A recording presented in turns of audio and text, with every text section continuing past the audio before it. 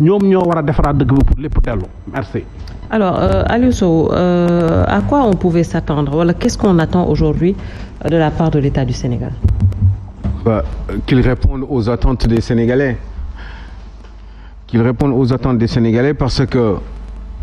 ils avaient promis des choses. nekkuñ ci logique boobu. Au bout d'1 an il me semble que ni gisuñu benn façon trace buy mën a joxe espoir buy wane ni Sénégalais war nañ mën a am yaakaar ci lii di ñëw. Quand un président de la République arrive au bout de quelques semaines pour dire que ni ñun dañu am ay contraintes budgétaires.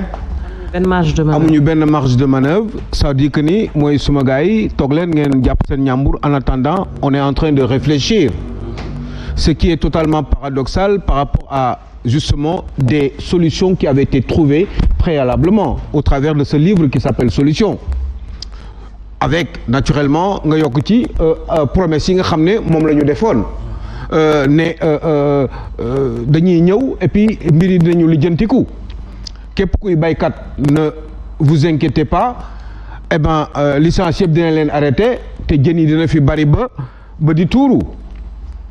ñu ne solution dina am xale yi am yaakaar bu fës ne liggéey dina gaaw eh ben forcément les autres doivent rapidement dégager parce que ñun ñii bu ñu yegsee ñaari weer lañ leen may bu ñu kenn may délai de grâce mbir yi dina sotti illico presto. Réalité pouvoir. Eh ben oui Néné sauf que j'en avais parlé. ci waaye bi ma koy wax eh ben tontu yi moo doon nangam taan xamoo dara et cetera waaye nag mbir mi leer na léegi c'était évident parce que am na ay doxalin yoo xam ne boo ko amee ci sa manière de faire de la politique surtout par rapport à l'international boo gisee may wax l'international Néné c'est parce que dañu nekk dëkk bu ndóol dëkk bu war a defaru dëkk bu am yaakaar ci bitim réew dëkk bu yaakaar ci yenn bailleurs yi dëkk bu yaakaar ci yenn opérateurs économiques étrangers yi nga xam ne am nañu ay moyens te tranquillité mooy war a mën a tax ñu ñëw indi seen alal ci réew mi teg ko fi waaye loolu xaalis kenn du ko witti ci garab contrainte budgétaire mooy xaalis amul situation bi ñu toll nii kay warul woon nekk affaire u pacte de stabilité sociale parce que pacte de stabilité sociale le mot pacte jaru ko woon une stabilité sociale dafa am ci lu mu dépendre mooy na nit ñi lekk ba suur naan ba màndi bëgg liggéey am ko au moins le tiers de la population sénégalaise le quart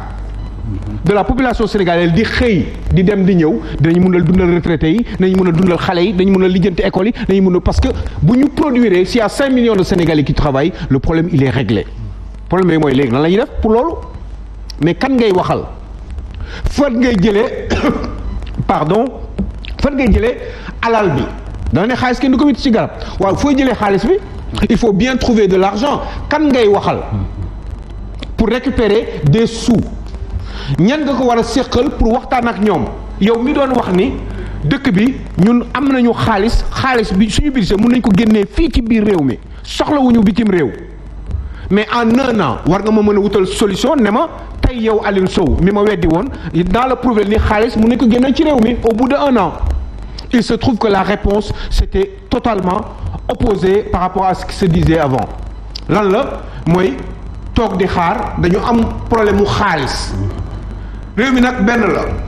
xaalis buñ ko lijjantiwul pour lijjanti problème mu réew mi wut ay bailleurs wut ay opérateurs économiques étrangers ñi nga xam ne dañu am alal ci réew mi parce que dama leen daan wax ni ndeysaan Sénégal eh ben lu ndaw la ci àdduna dëkk bu mag la de au travers de son histoire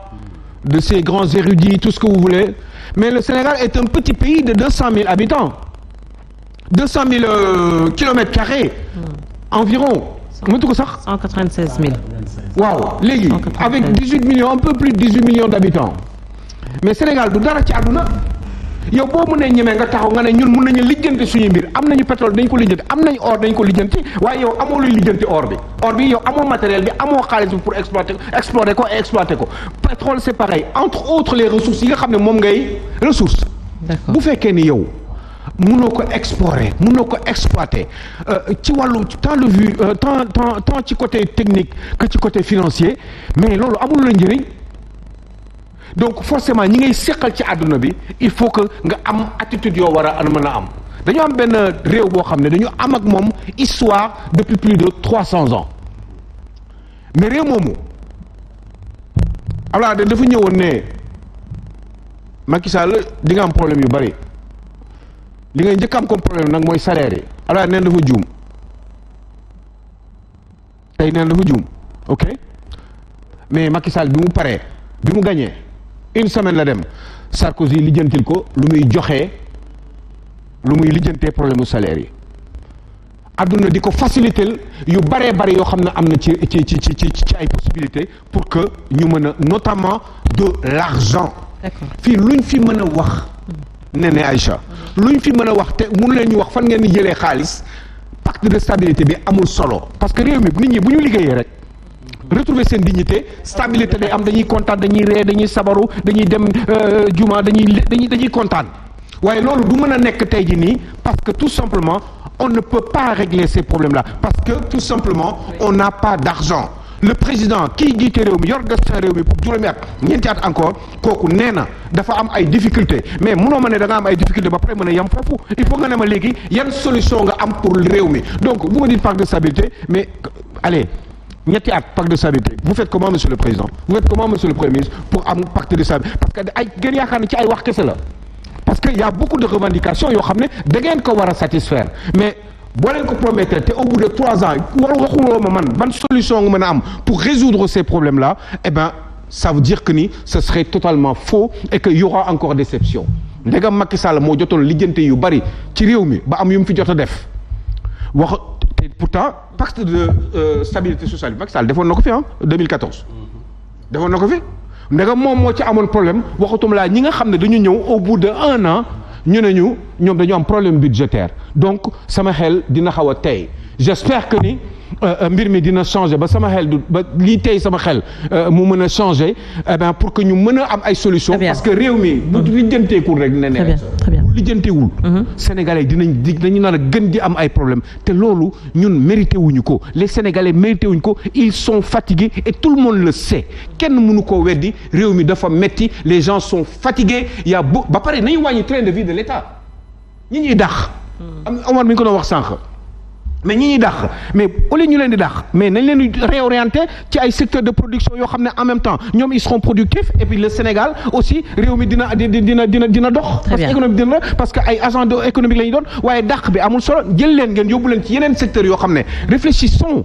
ensemble bu leen yóbbu ci yeneen secteurs yoo xam ne mën nañ fa produire jarul ngeen dàq parce que non seulement ils seront productifs mais ce sera pour l'intérêt du pays et puis ñoom ils continueront à gagner leur vie avec les mêmes salaires naturellement waaye dàq leen ça veut dire que ni yéen amu leen solution pour dugal leen feneen parce que nag réew mi ñu tabax la y a beaucoup de possibilités ci mbay meeg ci agriculture beeg yenn services yi ak yu demee noonu mën na nekk boo leen fa yóbboo ñoom ñu liggéey jaru nga leen di dàq il suffit nga yóbbu leen orienté leen waaye nag aussi boo leen yóbboo ci ay béréb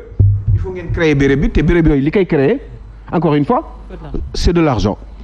mooy soubassement mooy en tout cas.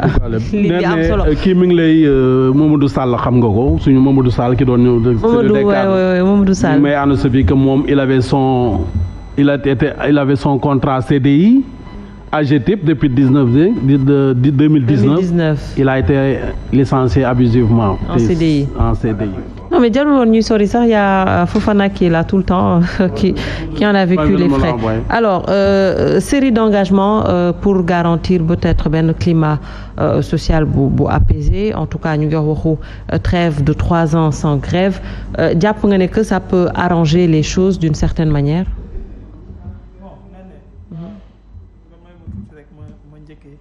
ci maître dafa commencé rek sànni xeer maître man damaa annoncé suba rek marche bi am Genève de man xamul loo tuddee taw yi loolu de taw yu ma ko c'est une information buy am suba à Genève nga ne dama